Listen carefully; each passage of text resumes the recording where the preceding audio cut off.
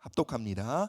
그의 능력이 그리스도 안에서 역사하사 죽은 자들 가운데서 다시 살리시고 하늘에서 자기의 오른편에 앉히사 모든 통치와 권세와 능력과 주권과 이 세상뿐 아니라 오는 세상에 일컫는 모든 이름 위에 뛰어나게 하시고 또 만물을 그의 발 아래에 복종하게 하시고 그를 만물 위에 교회의 머리로 삼으셨느니라. 교회는 그의 몸이니 만물 안에서 만물을 충만하게 하시는 이의 충만함이니라. 아멘. 네, 그리스도 교회의 머리, 또 교회 그리스도의 몸이라는 주제로 함께 하나님 말씀 나누겠습니다. 이 앞에 구절을 우리가 3주에 걸쳐서 나눴는데요. 지혜와 계시형을 너희에게 주사 너희가 알지 못하는 것을 알게 되길 원한다라고 바울이 기도했죠. 구체적인 내용들을 우리가 3주에 걸쳐서 함께 나누었고요. 이어서 바울이 이어지는 기도죠. 성도들의 마음의 눈이 밝아져서 깨닫게 하길 원하는 것, 그것이 바로 교회에 관한 것입니다. 그리스도의 몸으로서의 교회를 말하는데요. 바울은 에베소서 5장 32절에서 이렇게 고백합니다. 함께 띄워주시겠어요? 함께 읽습니다. 시작. 이 비밀이 크도다. 나는 그리스도와 교회에 대하여 말하노라. 여러분, 교회가 어떠한 곳입니까? 교회를 어떻게 정의할 수 있습니까? 이것이 비밀이라는 거예요. 큰 비밀이라는 거예요. 우리는 교회를요, 눈에 보이는 차원으로 생각하거나 이해해서는 안 된다는 것입니다. 교회는 하나님의 비밀입니다. 오직 성령의 조명하심으로 마음의 눈이 밝혀질 때에만 비로소 우리는 교회의 본질에 대해서 깨닫게 된다라는 것입니다. 사실 교회가 교회로서의 영향력을 상실해 감은요, 바로 이 교회에 대한 진리, 교회가 교회의 비밀을 깨닫지 못하기 때문인 것입니다. 우리는 교회가 이렇다느니 저렇다느니 쉽게 판단하고 말하는 경향이 있습니다. 교회를 병들게 하고 약화시키는 것은요, 외부의 어려움이 아닙니다. 까다로운 성도들이 많아서 그런 것도 아닙니다.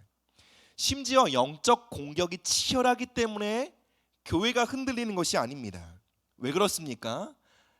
하나님은 교회를 음부의 권세가 이기지 못하도록 디자인하셨습니다. 즉 어떤 외부의 영향력이나 권세도 교회를 흔들 수 없습니다. 교회가 어려움을 겪는 것은요, 교회가 영향력을 상실해 가는 것은요, 성도들이 교회에 관해 진리를 생각하고 말하기보단 비진리의 편에 서서 교회가 이렇다 저렇다 생각하고 말하기 때문인 것입니다. 눈에 보이는 대로, 느끼는 대로, 자신의 경험과 관점대로 교회는 이렇다 생각하고 말하기 때문이라는 것입니다. 교회가 그 영향력을, 하나님의 영광을 회복하기 위해서는 우리는, 성도들은 하나님의 편에 서서 하나님의 진리 위에 서서 교회를 바라보고 생각하며 말할 줄 알아야 한다는 것입니다. 바울은 교회의 비밀을 깨닫고요, 크도다라고 경탄했습니다. 하나님이 말씀하시는 교회, 그 교회의 비밀을 깨닫고 바울이 경탄했던 것처럼요, 우리도 하나님의 관점으로 교회를 바라볼 때에 교회가 왜 그래? 라고 생각하는 것이 아니라 우리는 교회를 바라보며 바울처럼 크도다 하나님의 비밀이요 라고 감격하게 될 것이라는 것입니다. 하나님의 관점으로 교회를 바라보는 시선이 우리 모두에게 회복되기를 주님의 이름으로 축복합니다. 자가 면역 질환이라는 질병이 있죠. 이런 면역 시스템이 무엇입니까? 외부에서 들어온 세균이나 바이러스를 방어하는 시스템이 바로 면역 시스템입니다. 그런데 이런 면역 시스템이 비정상적으로 작용하여 자신의 몸을 스스로 공격하는 병, 이것을 뭐라고 합니까? 자가 면역 질환이라고 합니다. 교회는 외부의 바이러스, 외부의 공격으로 무너지지 않습니다. 교회가 지금 심각하게 앓고 있는 질병은 자가 면역 질병입니다. 따라서 우리는 성령님의 도우심을 겸손히 구하고 우리의 지정의를 총동원하여 하나님의 비밀인 교회를 깨닫고자 힘써야 합니다. 성도들이 교회에 대한 영적 분별력을 갖기 시작할 때 교회는 교회답게 세워질 것입니다. 성도들이 마음의 눈을 떠서 하나님의 비밀인 교회에 대해 깨닫고 교회를 바라보며 와 크도다 경탄하기 시작할 때에 교회의 면역 시스템이요 제 기능을 하기 시작할 것입니다. 바울은 오늘 읽은 그 본문 앞에 19절에서 이렇게 고백하죠. 우리에게 베푸신 능력의 지극히 크심이 어떠한 것을 너희로 알게 하시기를 구하노라. 바울은 하나님의 지극히 크신 능력이 우리에게 어떠한 방식으로 흘러들어오고 있는지를 설명하고자 합니다.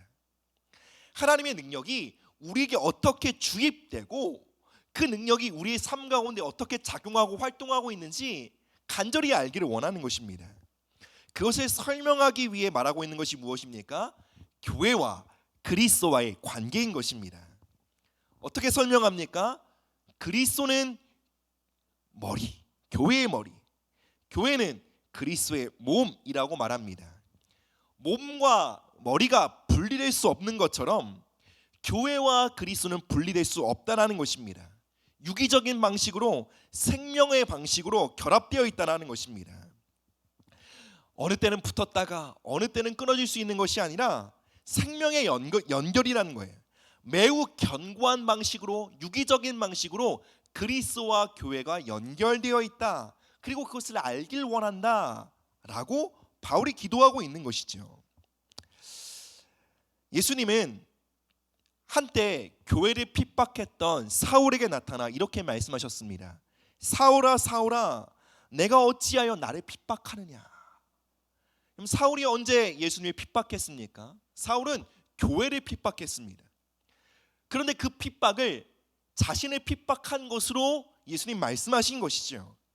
예수님은 자신을 교회와 완전히 동일시하신 것입니다. 그저 정서적인 유대의 수준을 말한 것이 아니라 교회와 그리스도는 하나라는 것입니다. 이 놀라운 연합, 이 강력한 하나됨에 대해서 바울은 로마서 8장에서 이렇게 말하죠. 사망이나 생명이나 천사들이나 권세자들이나 이 세상 어떤 것들도 우리를 주 그리스도 예수 안에 있는 하나님의 사랑에서 끊을 수 있는 것이 없다. 그리고 내가 이것을 확신하노라 라고 고백합니다. 우리를 그리스도와 연합하게 하신 것은 성령의 전능하신 능력입니다. 전능하신 하나님의 능력이요 우리를 그리스도와 하나 되게 하신 것입니다. 그러니 이 연합은 우리와 그리스도와의 하나 된 이 연합은 견고하며 영구적이다라는 것입니다. 사도 바울과 같이 이 연합에 대해 우리 모두가 확신하게 되기를 바랍니다.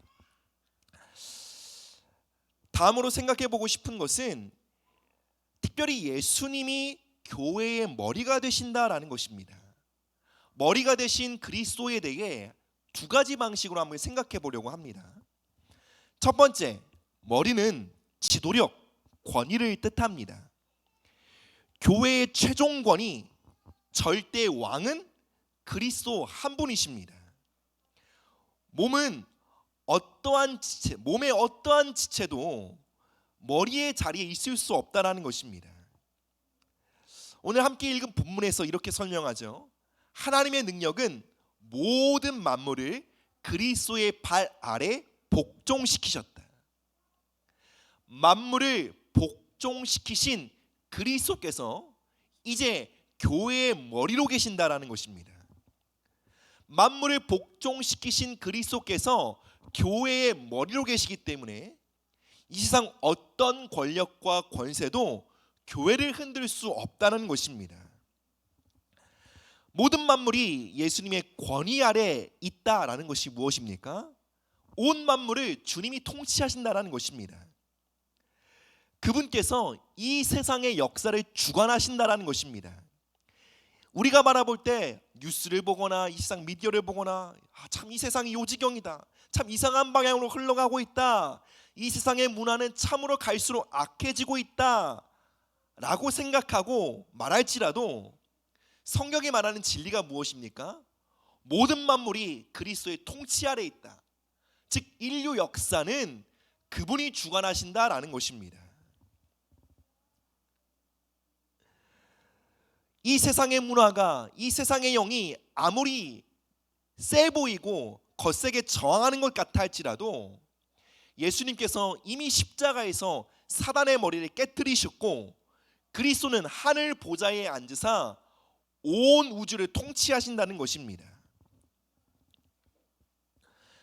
성경은 그리스도께서 먼 훗날 통치하게 되실 것이다 라고 미래형으로 말하고 있지 않습니다. 그리스도는 이미 영광을 받으셨고 하늘 보좌에 앉아 계십니다. 그리스도는 지금도 장래에도 영원한 왕이신 것입니다. 계시록 5장을 보면요, 사도 요한이 7인으로 봉한 두루마리를 보게 됩니다. 그 두루마리가 무엇입니까? 온 땅, 온 우주를 향한 하나님의 경륜, 하나님의 계획, 하나님의 거룩한 뜻입니다. 그런데 그것이 7인으로 봉해져 있는 거예요.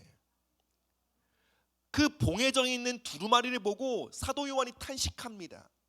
이 땅 가운데 하나님의 영광이, 하나님의 거룩하신 뜻이 펼쳐져야 되는데 저렇게 봉해 있다니 탄식하고 웁니다.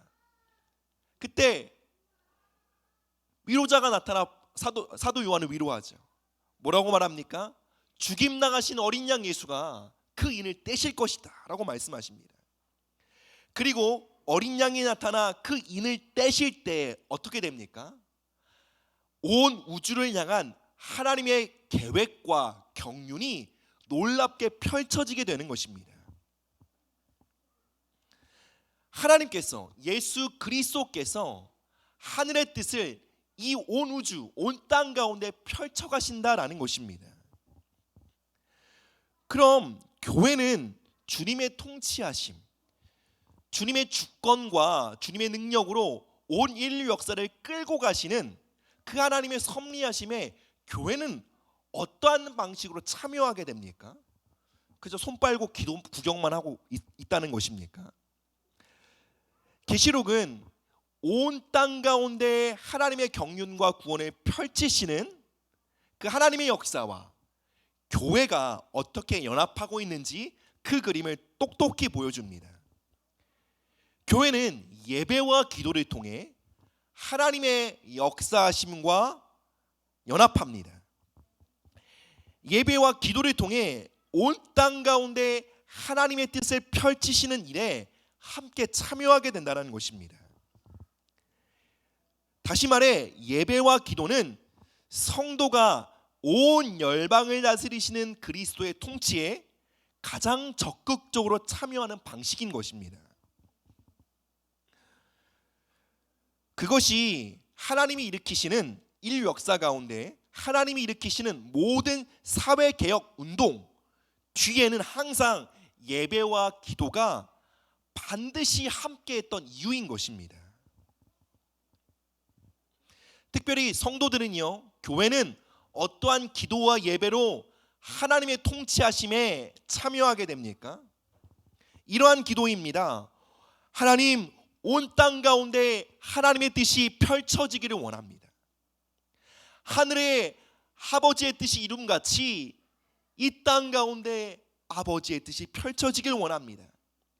하나님의 약속을 붙잡고 하나님의 계획과 하나님의 소원을 붙잡고 탄원하며 간청하는 기도인 것입니다. 그럼 어떠한 예배입니까? 하나님, 온 땅을 향한 하나님의 선하신 뜻과 계획을 주님께서 능히 이루실 줄 믿고 찬양하며 경배합니다. 주님은 전능하신 분이십니다. 당신의 뜻을 나의 삶 가운데, 우리 가정 가운데, 이 교회 가운데, 이 도시 가운데, 이 열방 가운데 능히 이루실 전능하신 하나님을 찬양합니다. 경배합니다. 이러한 예배입니다.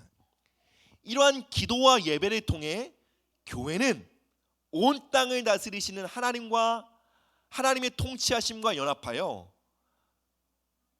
온 땅을 그리스도와 함께 다스리며 통치하게 되는 것입니다. 함께 계시록 5장 9절 그리고 12절 말씀 보겠습니다. 함께 있습니다. 그들이 새 노래를 불러 이르되 두루마리를 가지시고 그 인봉을 떼기에 합당하시도다. 여기서 합당하시도단 말이 존귀하시다라는 표현입니다. 하나님 당신은 당신의 뜻을 이 온 우주 가운데 펼치시기에 전능하신 분이십니다. 능히 그 일을 이루실 것입니다. 찬양하는 고백입니다.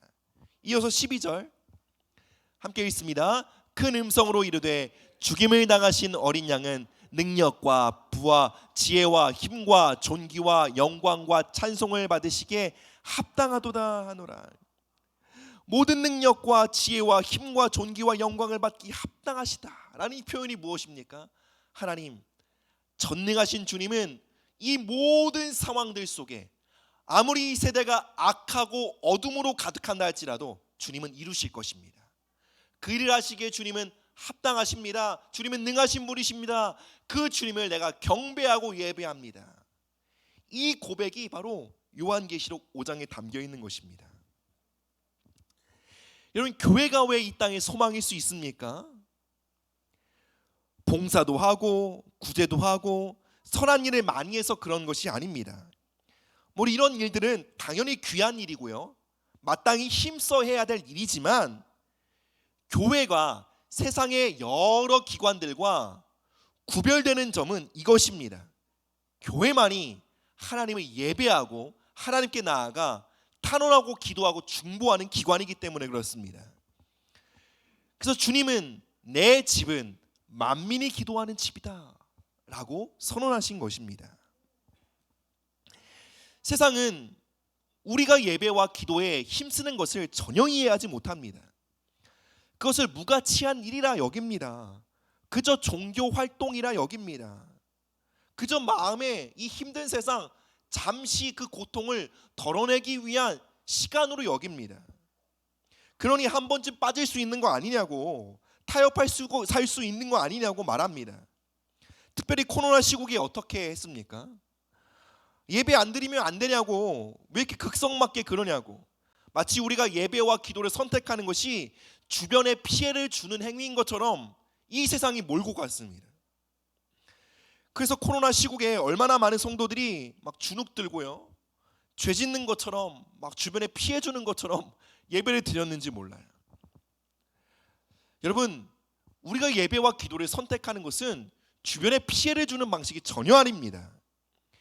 예배와 기도는요, 교회만이 유일한 방식으로 세상을 섬기는 길이에요. 오직 교회만이 할 수 있는 방식으로 세상을 섬길 수 있는 방식, 그것이 바로 예배와 기도인 것입니다. 섬김과 봉사, 구제 다 할 수 있어요. 그러나 예배와 기도가 없다면 여러분, 교회는 교회가 가진 그 유일한 생명과 능력으로 세상을 섬길 수 없는 것입니다.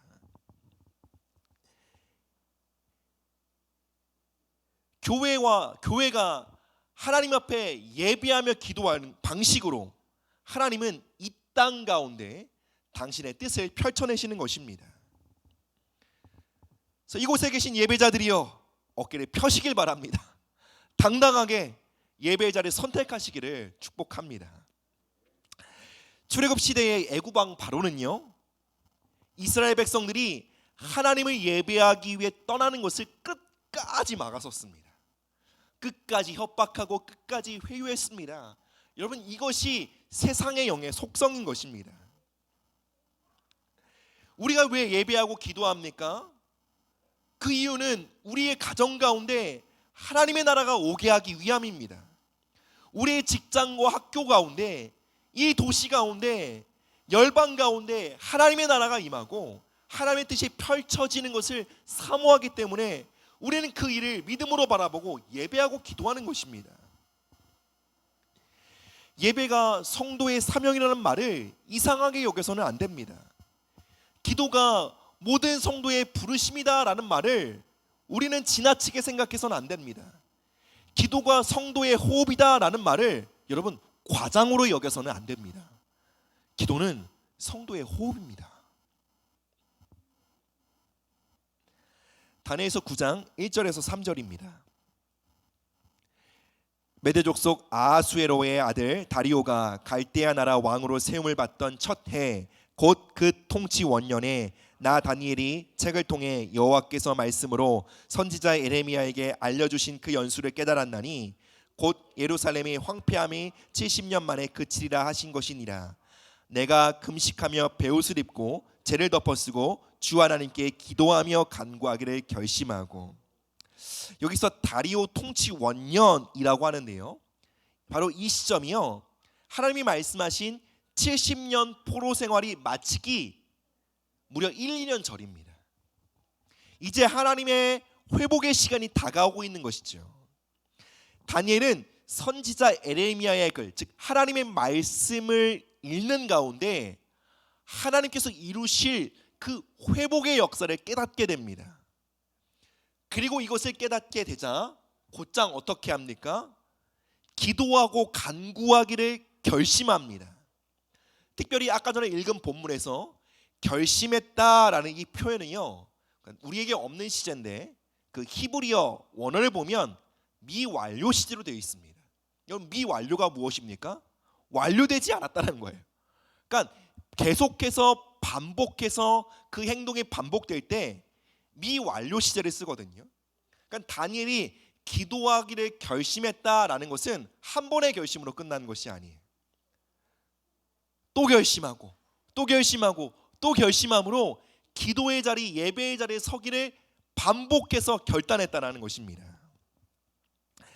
여러분, 기도와 예배는 계속해서 결단하지 않으면 우리 중 어느 누구도 기도와 예배를 계속해서 이어나갈 수 없습니다. 그래서 매일 결심이 필요해요. 매일 결단이, 새로움이 필요한 것입니다. 다니엘은 노년의 나이에도 불구하고 하나님의 계획, 하나님의 뜻을 발견하자 21일간 금식하며 하나님께서 뜻하신 바를 이 땅 가운데 펼치시옵소서 기도하며 간구했던 것입니다. 바로 다니엘이 하나님의 뜻을 발견하고 하나님 앞에 나아가 기도하고 예배했던 것처럼 이것이 바로 이 땅의 교회가 해야 될 일이라는 것입니다. 말씀과 예배 속에 하나님의 뜻을 발견하고요, 그 뜻이 이루어지기를 간절히 기도하는 거예요.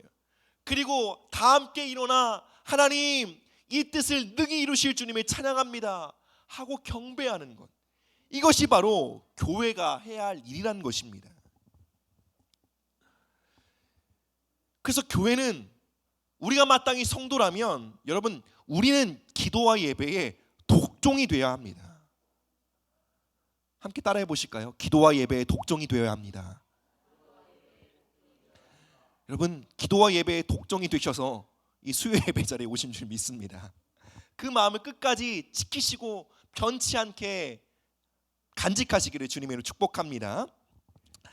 두 번째로, 그리스도가 교회의 머리 되심이다 라고 함은 그리스도가 교회의 생명의 근원이 되신다라는 뜻입니다. 여러분, 몸이 무엇으로부터 생명의 활력을 얻습니까? 바로 머리로부터입니다. 몸의 모든 기관들은 머리로부터 시작된 신경다발로 다 연결되어 있습니다. 신경을 통해 머리와 몸의 모든 기관들은 연결되어 있는 것이죠. 생명과 에너지가 그 신경다발을 타고 몸의 모든 기관에 공급된다라는 것입니다. 이처럼 그리스도가 교회의 머리 되신다라는 것은 그분이 머리 되심으로 그리스도의 생명과 능력을 온 몸에 충만하게 공급하신다라는 뜻입니다. 그래서 그것을 어떻게 말합니까? 아까 전에 읽었던 본문이죠. 교회는 그의 몸이니 만물 안에서 만물을 충만하게 하시는 이의 충만함이니라. 바로 머리 되신 그리스도께서 당신의 몸인 교회를 충만하게 하신다라는 것입니다. 그리스도의 생명이 온 몸에, 교회의 각 지체들에게, 온 성도들에게 충만하게 흘러가고 있다라는 것입니다. 여러분, 나의 생명, 저의 생명이 이 손끝에도 흐르고 있죠. 그렇죠? 저의 생명의 충만함과 머리에 더 충만하고 손끝에는 좀 덜한가요? 아니죠. 온 몸엔 나의 생명이 충만함 같이 우리가 그리스도의 몸 안에 있다라는 것은요, 그리스도의 생명이 우리가 그리스도의 몸에 새끼손가락일 수도 있고 새끼발가락일 수 있지만, 그러나 그리스도의 생명이 모두 동일하게 충만하다라는 것입니다.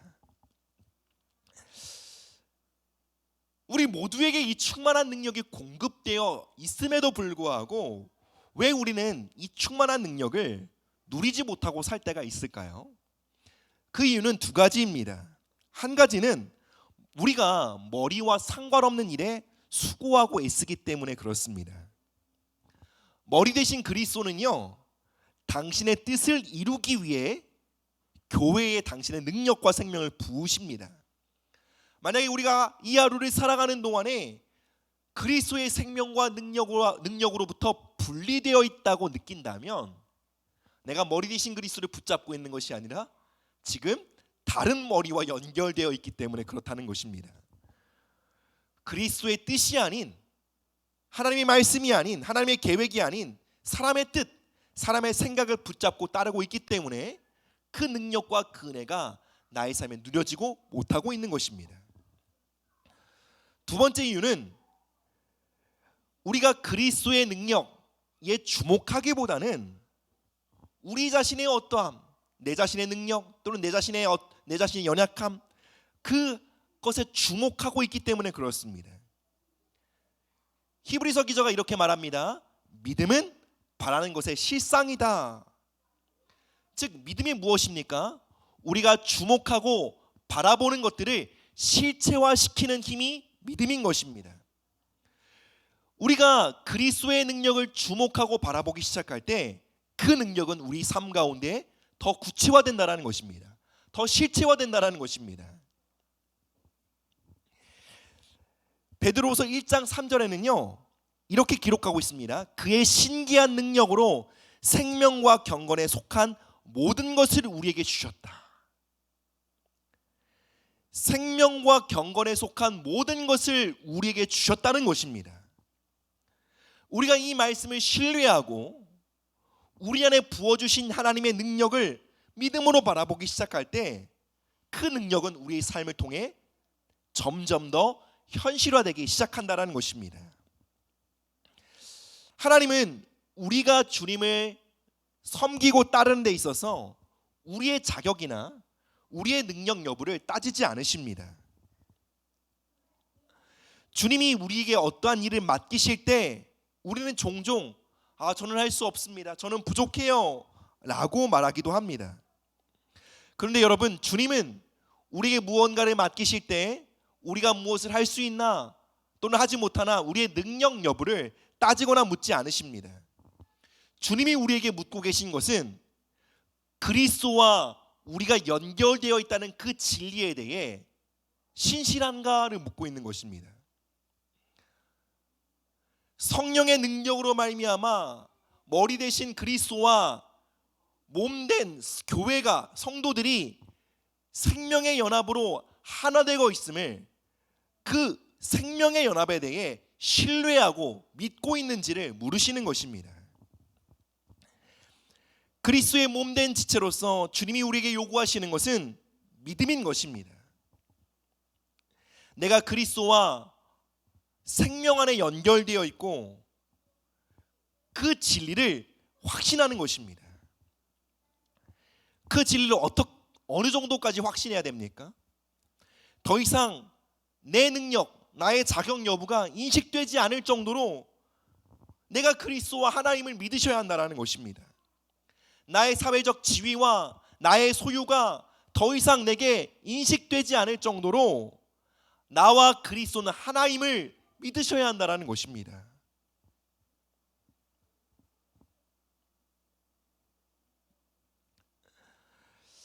그리스도께서 우리에게 생명과 능력을 공급하신다 라는 이 진리로 인해 많은 성도들이 혼동을 느끼곤 합니다.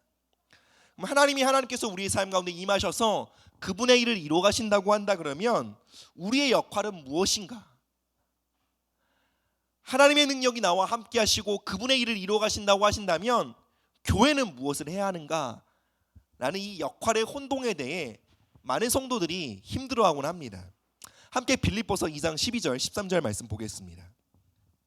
함께 읽습니다. 시작. 그러므로 나의 사랑하는 자들아,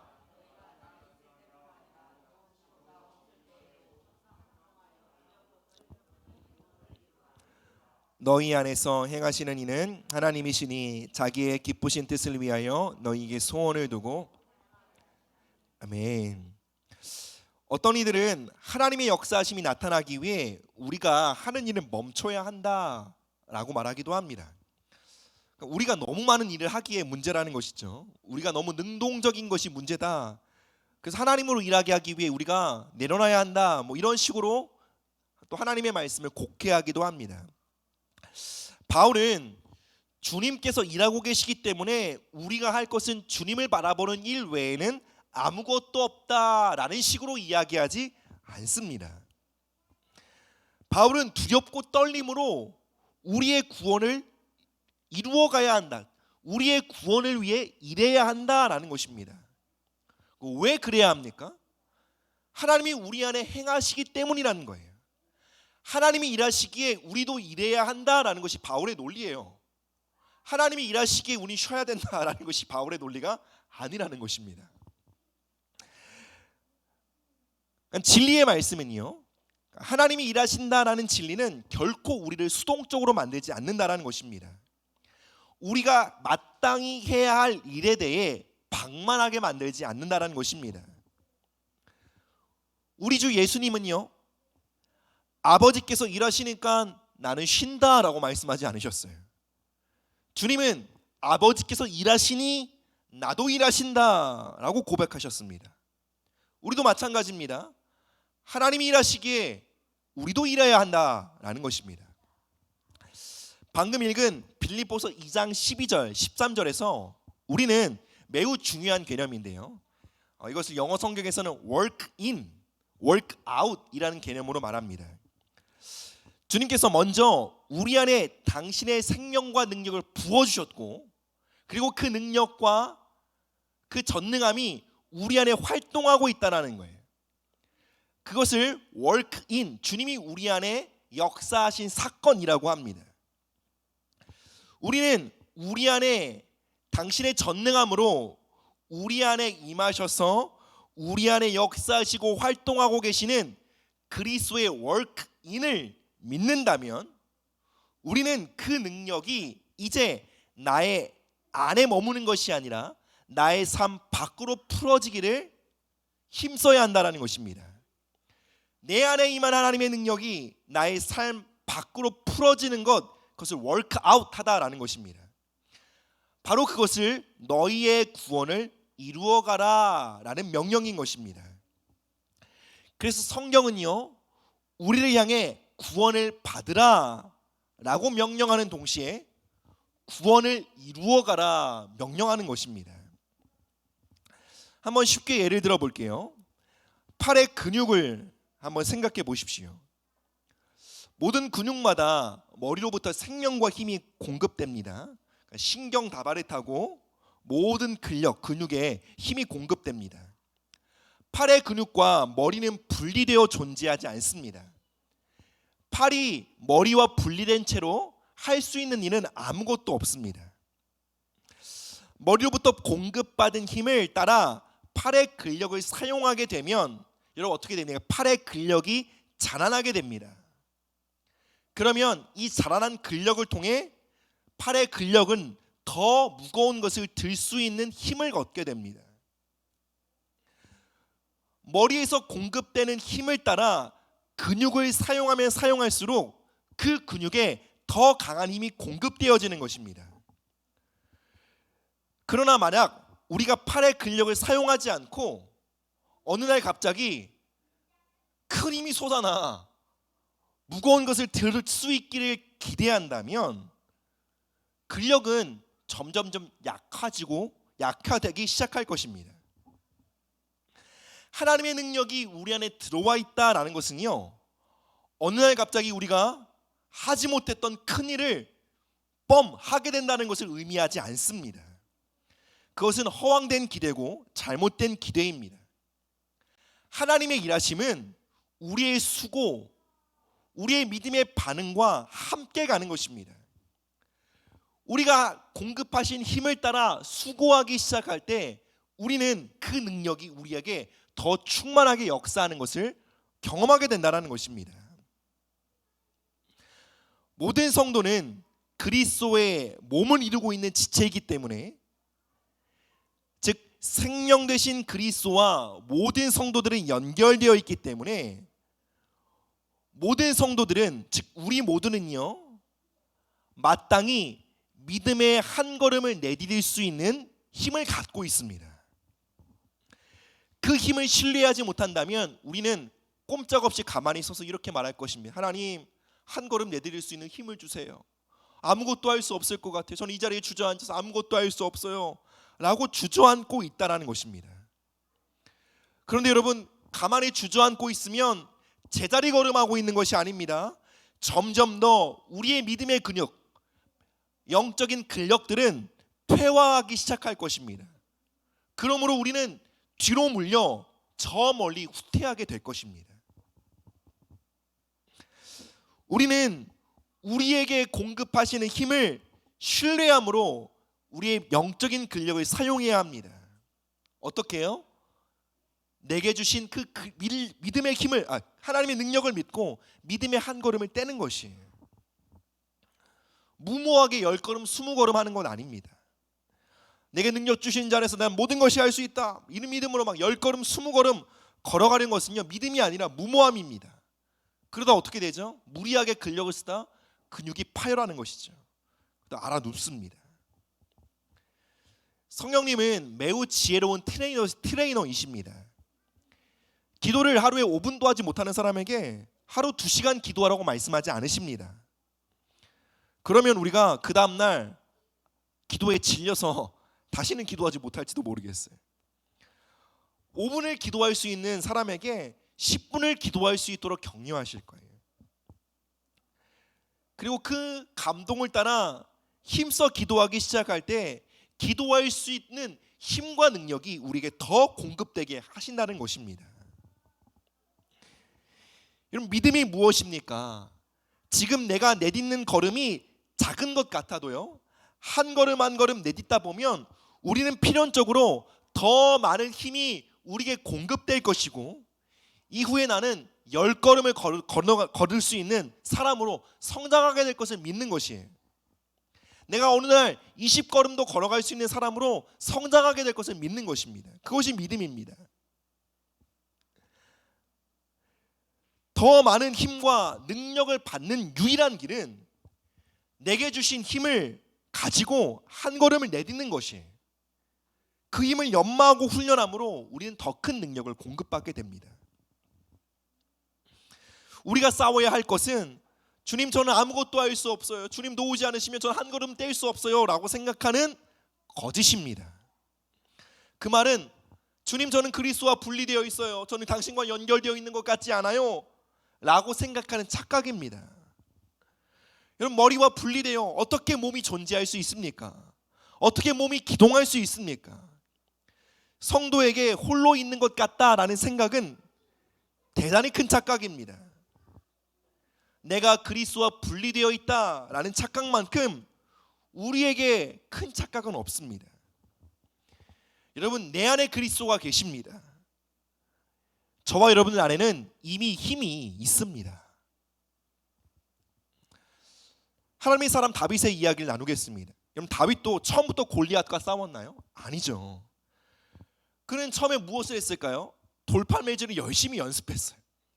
처음에는 무엇을 했을까요? 아마 좋은 돌을 고르는 것부터 연습했을 거예요. 돌팔매를 던지기에는 이러한 돌이 잘 날아가, 이러한 돌이 아주 공격적이야, 그래서 좋은 돌을 고르는 것부터, 그 돌을 고르는 안목부터 키웠을 거예요. 그리고 끈질긴 연습으로 돌팔매질의 정확도를 향상시켰을 거예요. 그 과정 속에 다윗은 사자와도 싸우고 곰과도 싸워 이겼습니다. 그 이후에 다윗은 골리앗을 만나 그를 퇴폐시킨 것입니다.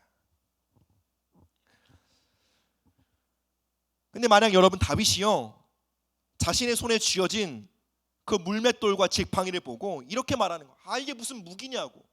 이걸로 무슨 사자를 따라잡냐고. 왜 나에겐 제대로 된 무기와 능력이 없냐고. 상황이나 하나님을 탓했다면, 그리고 다른 사람들이 들고 있는 검이나 창이나 방패와 같은 무기들과 비교하면서 막 부러워하거나 자신의 것을 초라하게 여겼다면, 그럼 다윗은 골리앗을 이기는 하나님의 사람으로 그 안에 부어주신 하나님의 능력이 성장하지 못했을 것입니다. 여러분, 심지어 다윗이 사울 왕 앞에 어떻게 합니까? 사울이 아주 멋진 병기를 줄 때 저 안 받겠습니다. 전 제게 주신 하나님의 능력을 가지고 싸울 테니 괜찮습니다 라고 거부하는 거예요.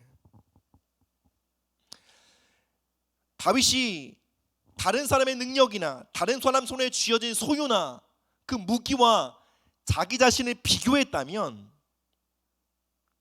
다윗 안에 부어주신 하나님의 능력은 결코 자라날 수 있는 기회를 얻지 못했을 거예요. 많은 성도들이 다른 성도들과 자신을 비교합니다. 그리고 막 그들을 따라하려고 애를 써요. 그러면 어떻게 되는 줄 아세요? 하나님이 그들 안에 부어주신 고유한 충만을 잃어버리는 거예요. 그 충만이 자라날 수 있는 기회를 박탈당하는 거예요.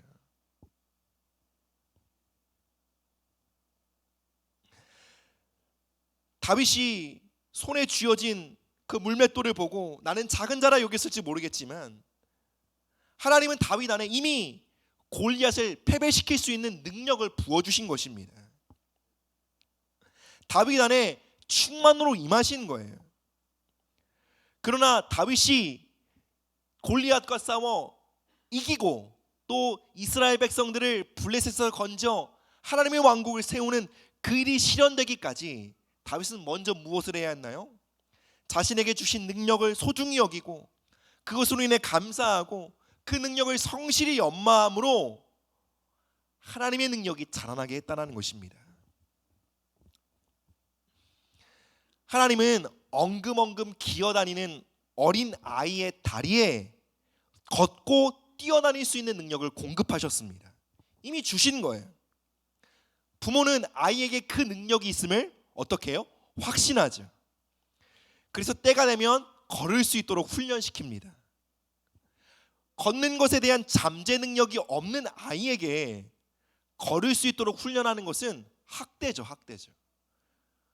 우리 부모님들이 왜 아이를 훈련시킵니까? 그 능력이 있음을 확신하기 때문이죠. 그래서 아기는 부모의 훈련에 따라 막 열심히 기어다니고 중섬을 잡기도 하고 아장아장 걸어다니는 그 훈련을 통해 근력이 자라나게 되고 마침내 걷게 되고 뛰게 되는 것입니다.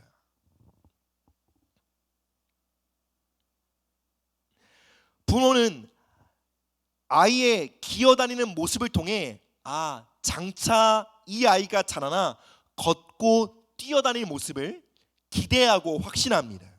왜 그렇죠? 그 아이 안에 있는 잠재력을 믿기 때문이죠.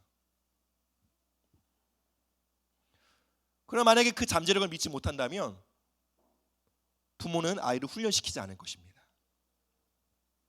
뒹굴게 만들 거예요. 하나님은 이 땅의 교회가 일어나 달려갈 것을 기대하십니다.